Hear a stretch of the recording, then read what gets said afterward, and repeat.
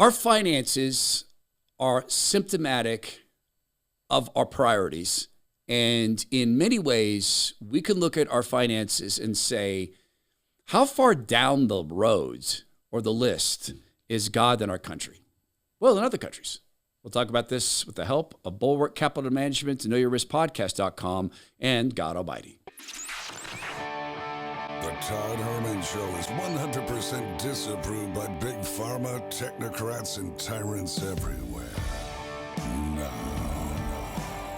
From the high mountains of free America, here's the Emerald City exile,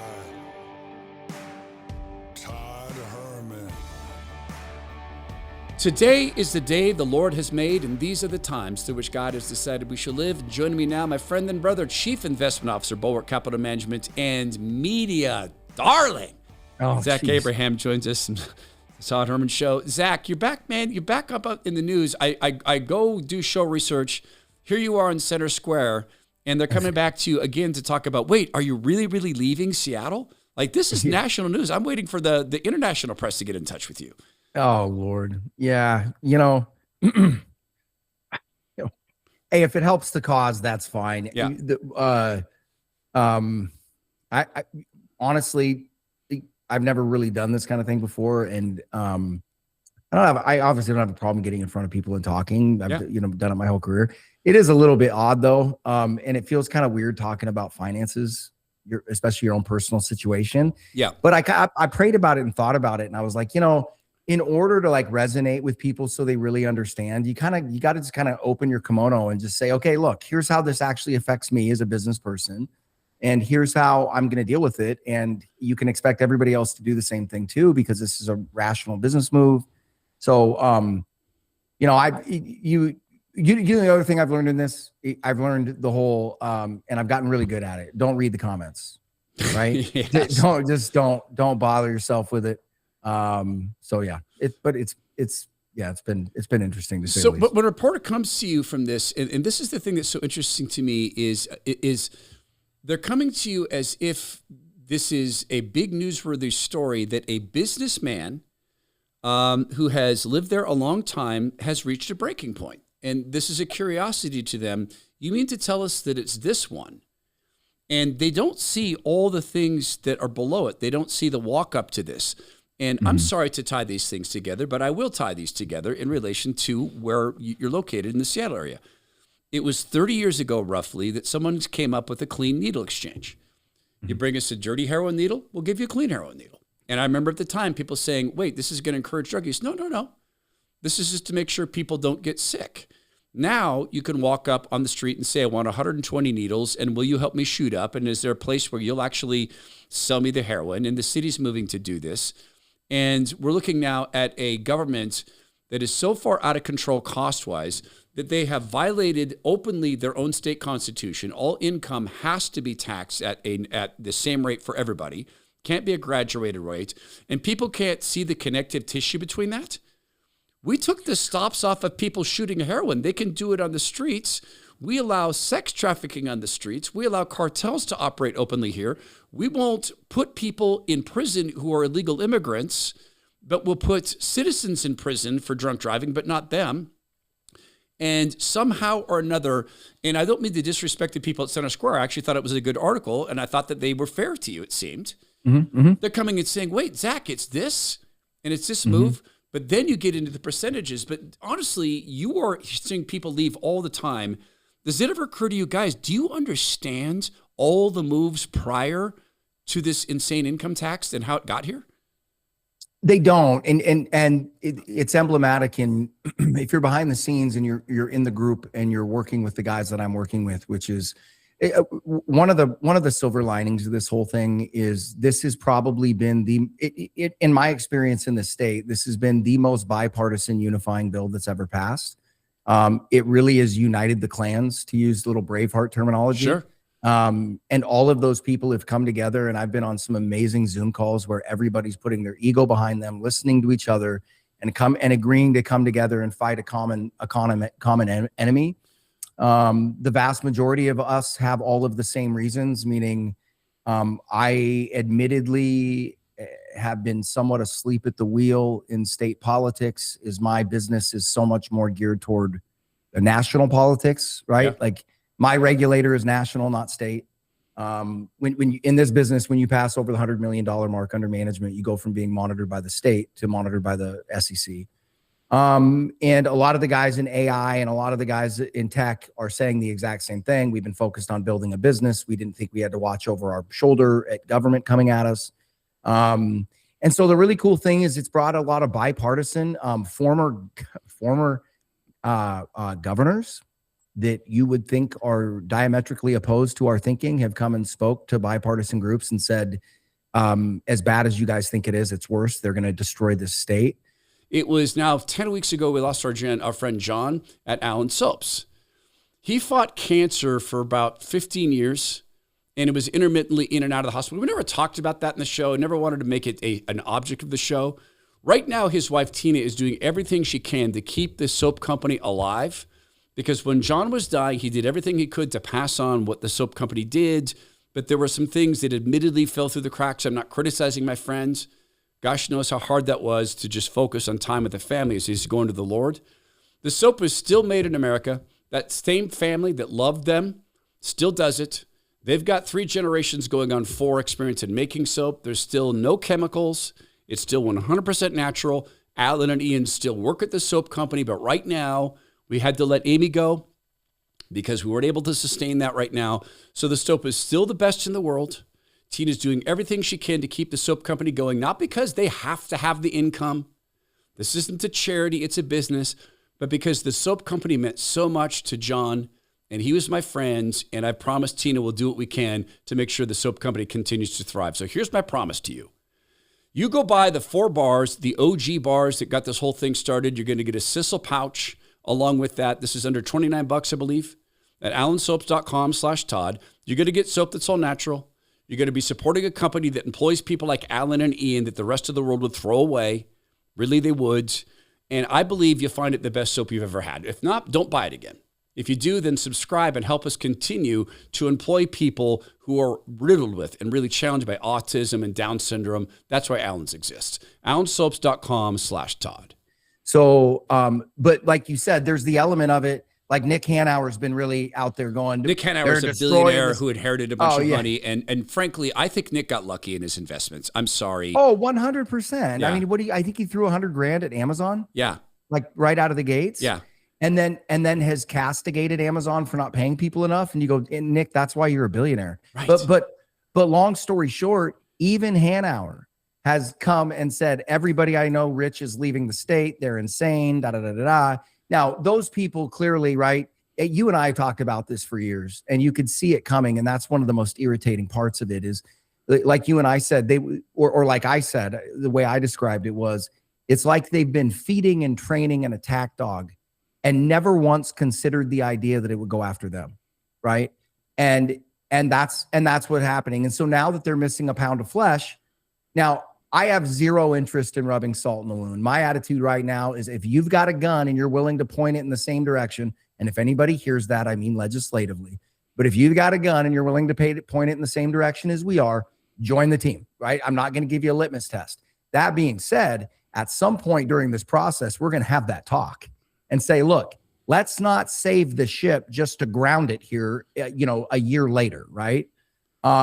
So good news is I think we can push this back. Now going to what you asked about where the state's at, to understand how insane this is and actually how un-Marxist it is. The whole argument in the state resides on them proving legally that your income is not your property. And you should hear the linguistic gymnastics they're trying to pull that off with. Let me guess. Okay, because I have been talking about this, Zach. I predicted this when I did Seattle radio. Yep. You have people who have become the lie. And I'm sorry, I can't get away from what you're talking about, this voraciousness to attack and destroy. They're destroying every source of income. They are destroying families. They've destroyed schools. They've destroyed the healthcare system. It's this voraciousness. And, one side of the spiritual equilibrium can build, invent, love, have patience. The other side can only destroy. So I'm sorry for getting stuck on that. let me make a prediction. It's not your income because we're taxing it at the point where it's still with the business. You don't pay it, the business pays it. Therefore, it has never belonged to you. Is that one of the gymnastics forms? Yeah. So the irony here is that is in direct violation to the principal tenet of Marxism, that you must get the utility of your labor. So meaning that after each second on the job, the income is earned at that moment, right? That what they're making an anti-Marxist argument that you do not own the utility of your labor. It is so ridiculous you can't make this up. And then it begs to go, and here's a trend. This is it. So then it begs the question, if you don't own your income, what do you own? Kind of reminds you of You'll Own Nothing and Love It. Right? Remember that one? Klaus Schwab up there. The World Economic Forum. And and then biblically grounded. You shall not withhold from the laborer his pay. Now, Jesus said, pay taxes because, he said, show me the coin. We all know this, render unto Caesar that which is Caesar's and that to God, which is God's. But you don't even get the income prior to paying it. They take it from you at the point of inception. So you're right. They're Marxists arguing against Marxism. They're saying that the fruits of the labor did not belong to you. So they're anti-God, anti-Marxist, which means they're full-on voracious, just in pursuit of pure power. And you guys can kill this bill. Do the clans understand you guys could get them to reverse this income tax, and you should share with people how much you actually paid, the percentage. Do they understand that you can reverse this income tax, win on this front, and unless you guys come together and absolutely approach this all in, and I'm sorry, Zach, it has to be approached spiritually or your state is dead. Oh yeah, no. And we know that, and those conversations are happening behind the scenes. We're developing a strategy that I think is wise and prudent. Okay. Especially in this state. And obviously, I'd be happy to fill you in on all of those details, but certainly not in public. And we're keeping it really tight to the vest, meaning we're not going to be associated with any political party in this conversation, because I'm sure you would agree, the Democratic Party in this state isn't the only issue, right? Yes. So we also don't, I think that we have a platform now, especially when you look at what promises and assurances Bob Ferguson made, the governor of Washington made prior to getting elected, and how he has so clearly violated every one of those promises in the sense that it's undeniable that we got lied to our face. Emails have been released out now. I think they're just leaks, honestly. Or I think they were either leaks or one of them, or there was an accidental release of documents. Anyway, in the documents, the AG, Nick Brown, is that his name? Nick Brown. He's a real treat, by the way. Yeah. He's in there advising legislators to code this bill with the emergency clause so voters cannot vote on it. Then he sits there at a press conference the other day and tries to talk, that's ridiculous. And you're looking at him going, so Nick, I'm just reading the email you wrote here, buddy. Right. They made it emergency so that you can't do an initiative, which is easier. You have to do a referendum, which is very, very hard, as if this is a sudden emergency. They wanted this income tax forever. And it's a sudden emergency. And again, I go back to something that I look at spiritually. God uses these simple things to shame the wise. Mm-hmm. And this is so on display here. You just said, but Nick, you wrote in an email, we need to protect this with the emergency clause. And he's saying it's ridiculous. But Nick, you wrote it. I'm just reading your words, bud. Right. So you said, so they cannot vote on it. Now you're trying to say that's not what you're trying to do. Real rich from the folks back in No King's protests, right? Exactly. No King's protests, as long as it's their king. And you're watching, Jesus talked about a den of thieves, and he talked about serpents, etc., and a brood of serpents. And he was talking about the technocratic religious authorities. So again, symptomatic in your state are now you have people who are so much of the lie that we can just grab a Bible verse. I'll grab one. Simple things. God uses the simple things to shame the wise. The mayor of Seattle. You can think this is disconnected all you want. She did an event, a press conference, to announce, Zach, you're going to be shocked. She's investing money in families and children. So why would you not? Right? Because we course. clearly don't spend enough money. That's the problem. It's for the kids, man. It's for the kids. So she does this. Gunshots ring out. She comes, and thank gosh, no one was hurt. Thank the Lord, she wasn't hurt. She's helped away by a security force of cops. She wanted to defund the police. She puts out a statement that says, in part, we can't allow this to become normal. She's in a place called Yesler Terrace, which is notorious gang turf, warred over by Honduran gangs, China-backed gangs, Mexico-backed gangs, going all the way back 30 years when I lived there, saw drive-by shootings, the after effects of them. I was literally kidnapped in my car by a guy who held a gun to my gut. I saw this all when I lived in Yesler Terrace. And she says, we can't allow this to become new. I'm sorry, Zach, it's life without God. Yeah. Well, it's also, these are like Babylon Bee headlines, right? Like, this just in, violent crime breaks out of a heroin den. Shocker. Right? Like, what? We can't allow this to stand. Meanwhile, let's hand out some more syringes over there, some more needles. Let's decriminalize the use of heroin on the streets. And everything should be copacetic. Yeah. Right? You can't make this up. It kind of reminds me of, right along the lines of, give us a king, or you're sure you want a king, right. The other part of it too, is you look at the people here, and you and I have had this conversation before many times, but you look at the people here and go, okay, guys, here's the deal. You just hired a 44-year-old that's never had a job to run a multi-billion-dollar budget. You got to let me know like what your framework was on that and how you thought it would play out. Right. Okay, because I would just say on the face of it, probably not a good idea. Right.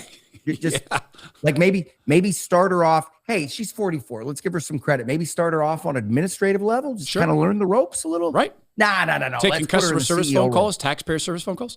No, let's make her mayor. What could be wrong? Right. Yeah, I mean, we might as well pass raffle tickets around the next plane we're on to see who's going to be the pilot. Not for a pilot, but you'd get a better mayor doing that.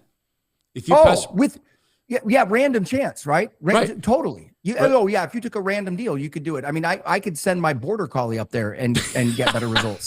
I'm not kidding. She's smart, man. So let me ask you a question for real. I know this is a big tone shift. It's a big thing, and maybe this is something you can answer in 90 seconds.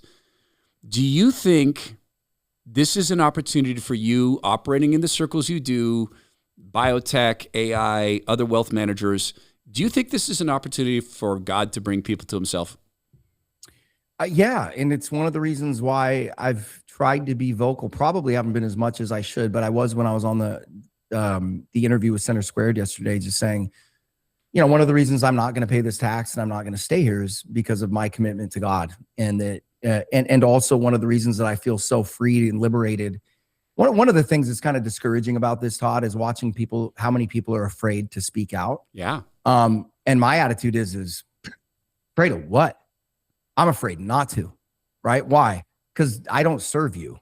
You don't determine my fate, right? Like, and I'll be honest with you, I am far, and I mean this down to my bones, I am far more concerned about disappointing him or not doing what he wants me to do than I am some joke of a bureaucrat that's trying to ruin my state. Come and get it. If you want it, come and get it. I don't fear you, not even an inch, right?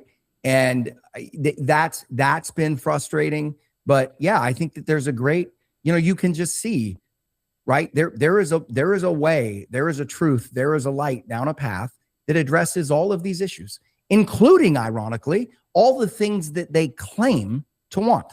Yep. Right?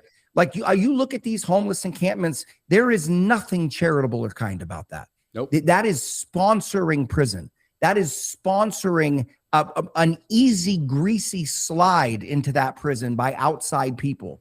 It is deplorable on every level. It is destructive to the human soul. It is anybody that pads a baseline existence to make it more comfortable for somebody is not their friend. Yeah, you are not their friend. It's ungodly. And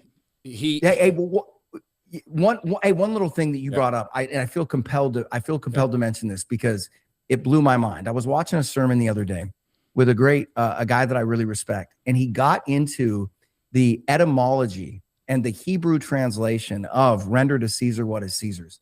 And it was so cool. What he was actually referring to in that moment was the fact that the coin he was holding had the image of Caesar on it. Right. Right. And what he was saying is, render to Caesar what is Caesar's, his money, but render to God what is God's. And we are God's, because his image is imprinted on us, just like Caesar's was on that coin. We belong to God, not that we are God's. Yeah. We belong to God. Yeah. That's I mean, awesome. I think it counts for paying taxes as well. Right. But it was so neat to hear that even in that moment, God's concern was not whether we were paying taxes correctly. His concern was claiming what is his, right? Which, is, it's just, it's neat to know how much we're loved, right? The level and the detail to it. It's just, it's neat. Amen. Beautifully said. And I didn't know that. And that's beautifully, beautifully said. And I'll tell you this, Bonefrog Coffee has now graduated from just talking about the coffee, which is, of course, the cornerstone. I drink it every single morning. In fact, I now do 2 pots of it every day. I know, my coffee problem's getting insane. But I like an iced coffee before the gym, because I found that iced coffee actually hypes me up before the gym better than warm coffee, which makes sense because your body has to cool it down. So Bonefrog Coffee is also, though, really investing in some very, very cool merch. One of the things they've invested in for the summer here is they have some new Bonefrog polos, and they're built for either warm or cold weather. This is perfect for springtime. They're super clean, super simple. I should have worn one this morning. You've probably seen one on the show.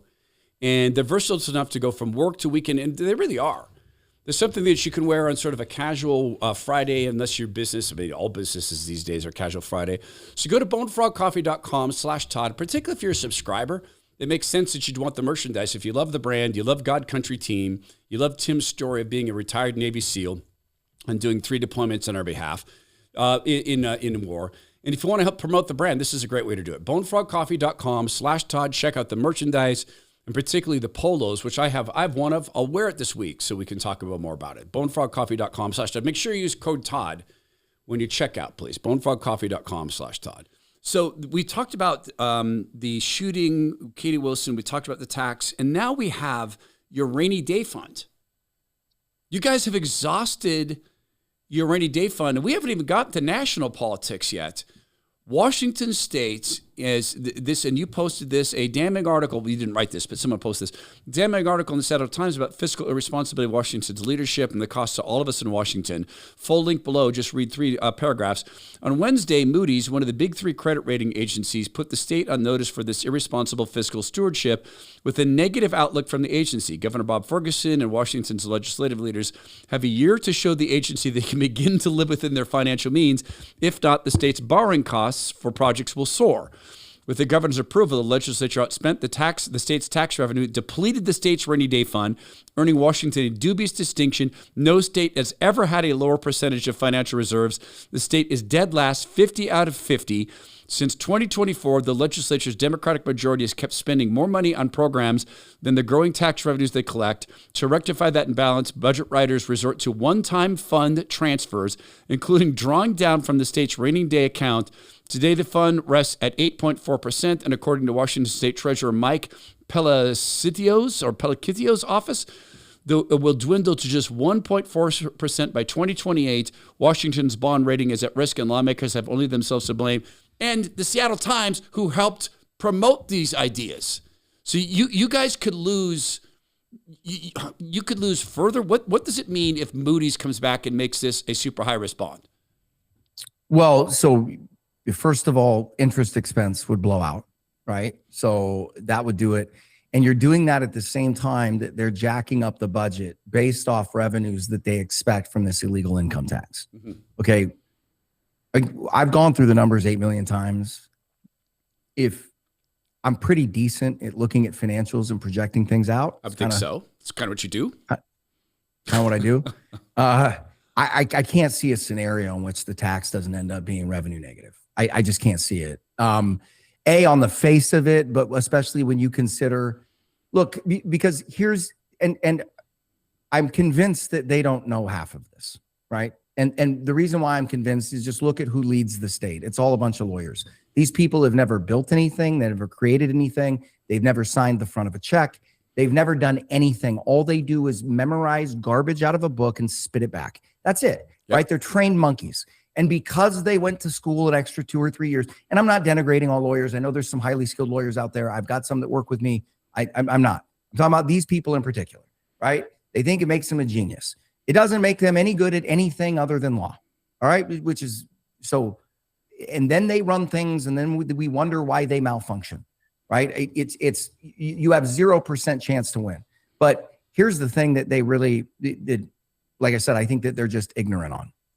Okay, when you look at the way this tax is aimed, this tax is not going to hit C corps. Doesn't remember. Yep. And so we're taxing the richest. Well, all the biggest companies in the state, which happen to be some of the biggest companies in the world, Amazon and Microsoft, they're not impacted by this. So we're talking multi-trillion-dollar companies. We're not going after that. Okay. How about all their employees? Virtually none of their employees will be exposed to the tax because of way stock divestments work and all that other kind of stuff. There's tons of different workarounds. The ones that are, those companies have already said they're planning on moving those people if the tax passes, right? So the tax is aimed entirely at small business and family-owned business. That's what it's aimed at, okay? Which provides 65% of the jobs in the state. Insane. Right? It is. So they've also set up a deal. We're for the little guy, okay? I paid as the owner of the S Corp this year, right? In our state, Amazon and Microsoft are paying an effective tax rate of about 22% federally, and then they have no additional income tax levied on them via the state, right? Now, Zach in Bulwark Capital last year, I calculated some of the math wrong. Here we go. Everybody hear this. Yeah, went through it with my lawyer and a good buddy of mine who's he's not my CPA, but I do a lot of strategy stuff with him. We went through it, and I was attributing excise and financial or for whatever reason, F&I and excise tax, state taxes, because they come off of revenue. I wasn't including them in what I pay, right? Because your tax to the IRS is all based off what you keep. So I was forgetting to add that in, and my buddies go, Zach, why are you not adding this back in? This is a substantial percentage. So when I did that, and I added back in, which makes all the sense in the world because it's just a hard cost, not including property tax, license tabs, sales tax, tolls, and all the other miscellaneous taxes everybody pays here. Last year I was at 47%. Okay.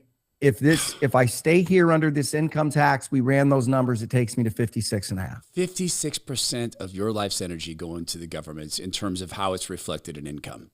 And I don't pay my fair share, Todd. Right. Insane. And then it begs the question, seriously, in a democratic society, if you have all of the risk, and the irony here is, I just got hit with a state audit 2 weeks ago out of nowhere. Oh gosh, I wonder why. Yeah, convenient timing, right? Yeah. So my biggest risk, I also just spent 2.5 years and $150,000 going back and forth with the SEC over nothing. Praise the Lord, that worked out exactly like we said it did, but it still cost you 2.5 years and 150 grand to get a handshake from the SEC and go, congratulations, you weren't doing anything wrong. Right. So my biggest risk is them by far. They're also my biggest expense. And at the end of the year, they get over half of the take.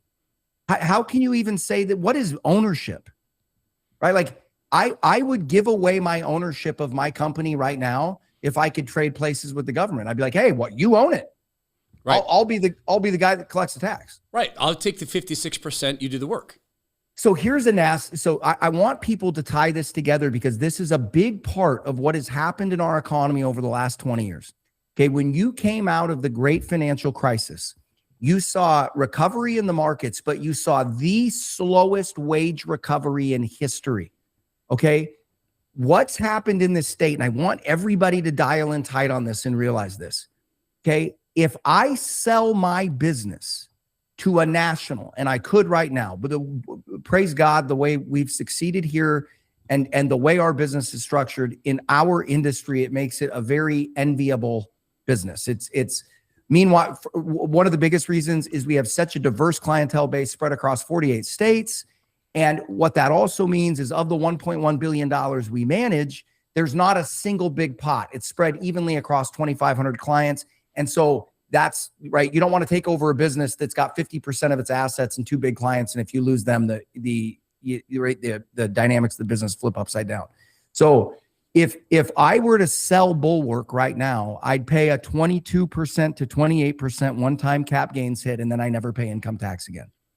Okay. But I sell to a multinational first, or a nationwide company, right? First thing he's going to do is he's going to reduce my headcount by about 80%, right? He's going to increase fees on clients, and and when he reduces headcount by 80%, what does that mean? Now you have more people looking for work and less jobs available. So that is a downward pressure on wages. And they look at it. We hate how big business is taken over, and go, every law you pass makes it insane. Like, financially speaking, and I have had people tell me this, they go, hey, Zach, I think you're a smart guy, but financially speaking, you're an idiot not to sell your company, right? Why are you taking all of that legislative risk? Why are you taking all of this risk?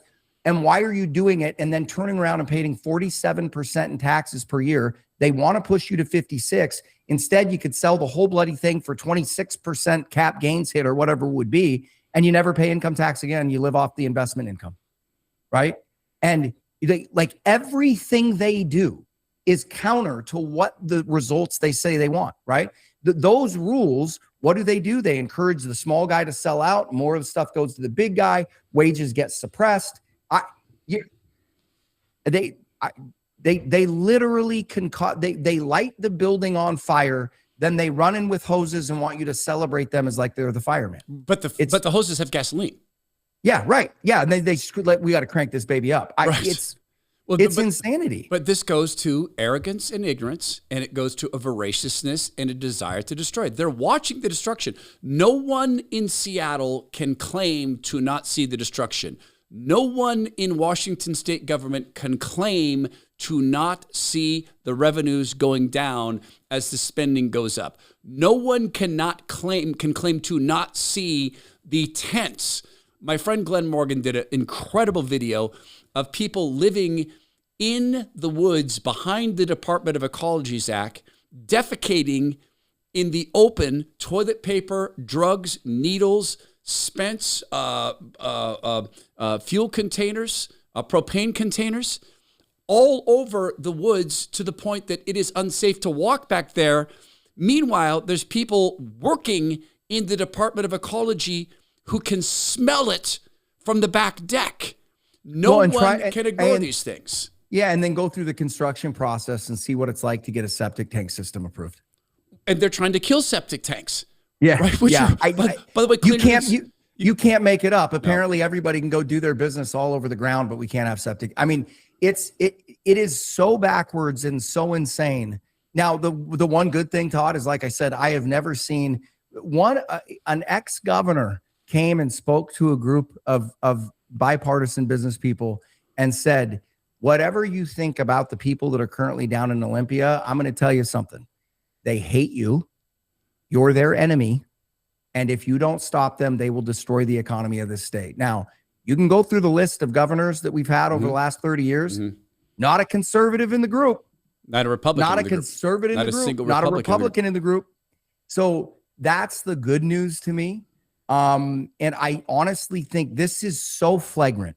He passed an amendment 2 years ago saying that it was illegal for the state to pass an income tax. And that was part of his pitch to get elected governor. As soon as he gets elected governor, and this is something you and God rest our good friend Dory Monson used to always say, this is a man you cannot trust as far as you can throw him. As soon as he gets in, completely reverses course and does the most illegal, drastic tax increases in Washington state history. You can't make it up. And if you're like me and you want to be around for grandkids, God willing, we get grandkids, can I turn you on to something I'm doing with Renew Healthcare in Mexico?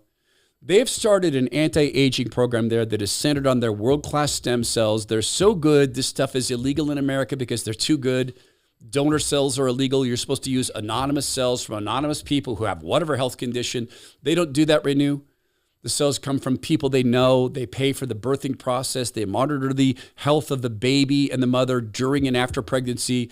They've set up such a world-class lab that they have the privilege of rejecting 80 to 90% of the cells they receive. And so the remaining 20, they then culture so there's enough of them. They've got the largest hyperbaric chamber in the West. And you can go into that, and you will.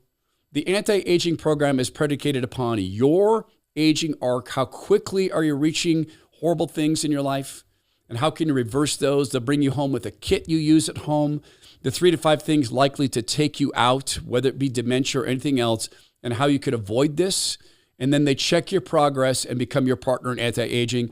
Go join me in this. It's Renew, RENUE.healthcare. Tell them you're part of the Todd Herman Show family. They'll tell you all about the process.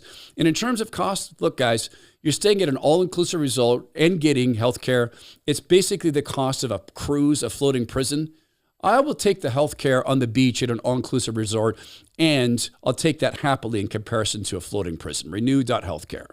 Okay, so I hate to transition this way because you are losing, you've lost clients. Don't leave Zach because he talks truth. Don't do that. I get people angry at me. Oh, you're going to trash President Trump again. No, I'm not. I'm going to play something the president said. We're going to respond to it with facts. Okay? We're going to let our yes be our yes and our no be our no. That's right. What we're doing. Okay, so this is President Trump. He's talking about oil and energy output and oil production in our country. Please listen to this, watch this. And a lot of ships are coming to the United States, and they're using the United States instead of the Hormuz Strait. Amazing things are happening. Our country is amazing. You know, we don't have an oil shortage. We're drill, baby, drill.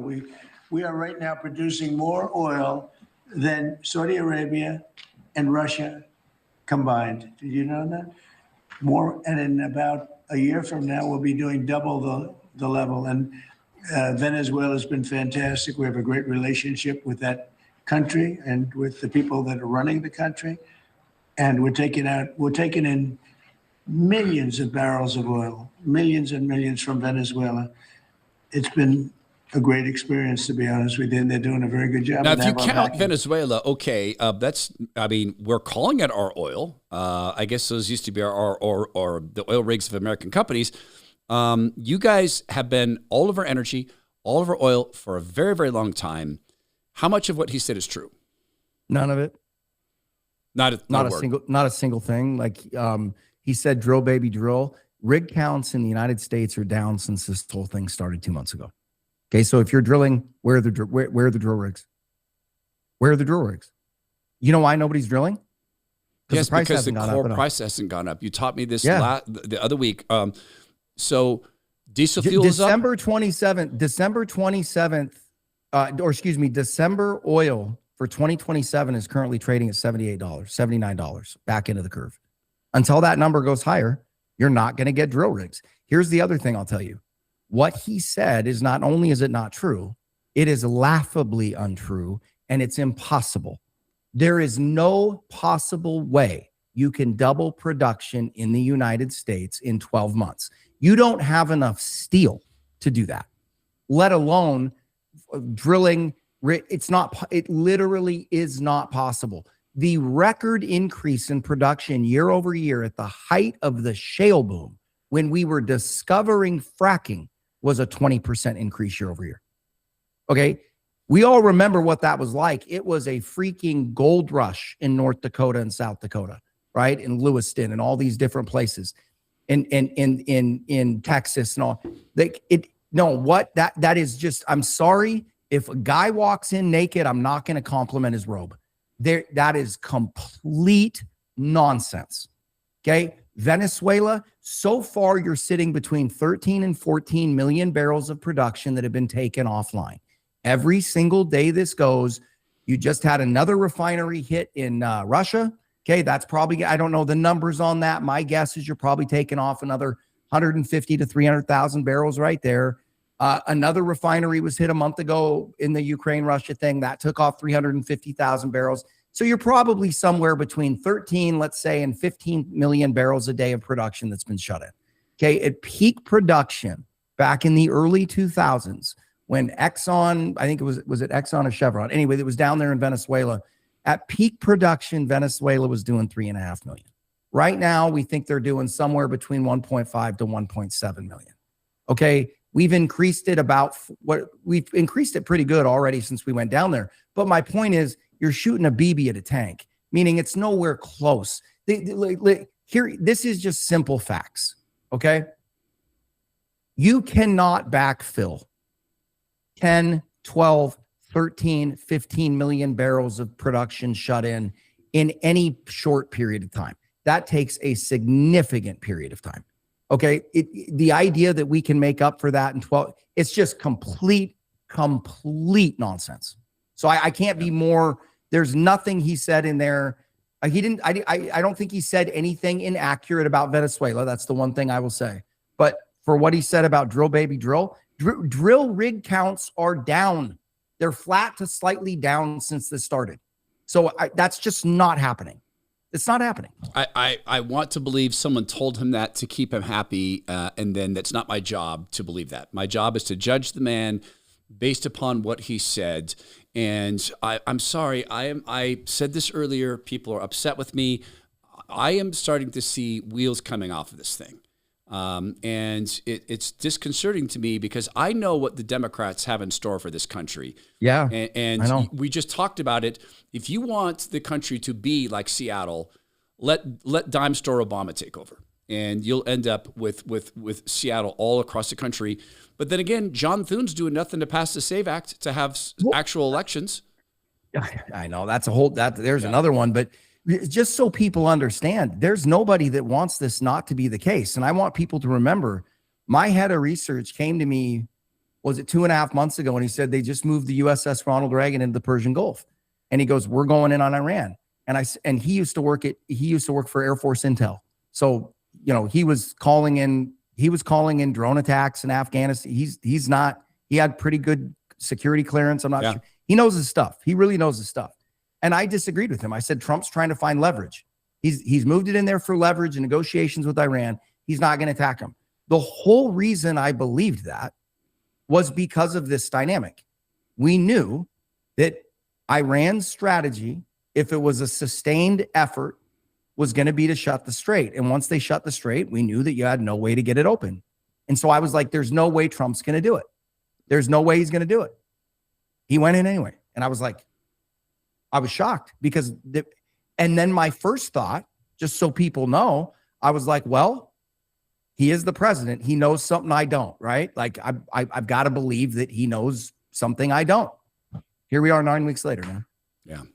9 weeks later. And now he's saying it's about shutting down the nuclear. There's nothing to shut down anymore. Well, and then it's a deal, and then it's not a deal. And look, my hope does not come from D.C. No man is going to rescue us. I'm a visitor here.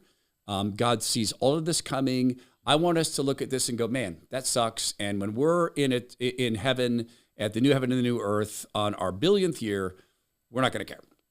Right. Yep. So we do what we can while we're here, but we should also remember, let's not try to do God's part. We don't add a single day to our life by worrying. Our worry doesn't get God going, okay, all right, I'll change things. I can see you guys are really worried. Let's remember something. We can judge all of this by the fruits of the people who are bringing it about. We can control our lives, our vertical relationship with the Lord, our spiritual sphere, our home sphere, our church sphere. If we focus on that, we're going to get a lot better results than if we just sit here and worry and complain and hand wring. That's what I think. Amen. All right. Amen, brother. Brother, thank you for joining us. It's always great to get wise counsel from you. Zach Abraham, KnowYourRiskPodcast.com. This is the Todd Herman Show. Please go be well, be strong, be kind, and please make every effort to walk in the light of Christ.